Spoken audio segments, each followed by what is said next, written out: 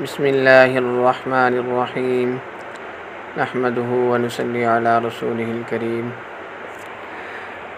آج جو صورت آپ کے ساتھ شیئر کرنے لگے ہیں وہ صورت قرآن پاک کے چوتھائی حصے کے برابر پڑھنے کا ثواب ملتا ہے۔ بہت بڑی فضیلت ہے اس کے اندر، اس صورت کے پڑھنے میں۔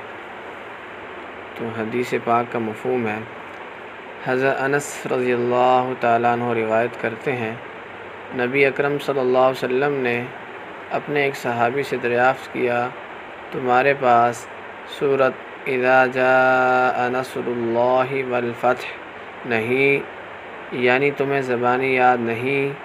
اس نے عرض کیا کیوں نہیں؟ آپ صلی اللہ علیہ وسلم نے فرمایا وہ چوتھائی قرآن ہے، اس سورت کو صبح شام پڑھ لینا چاہیے۔ بسم اللہ الرحمن الرحیم۔ اذا جاء نصر اللہ والفتح ورأيت الناس يدخلون في دين الله أفواجا فسبح بحمد ربك واستغفره إنه كان توابا۔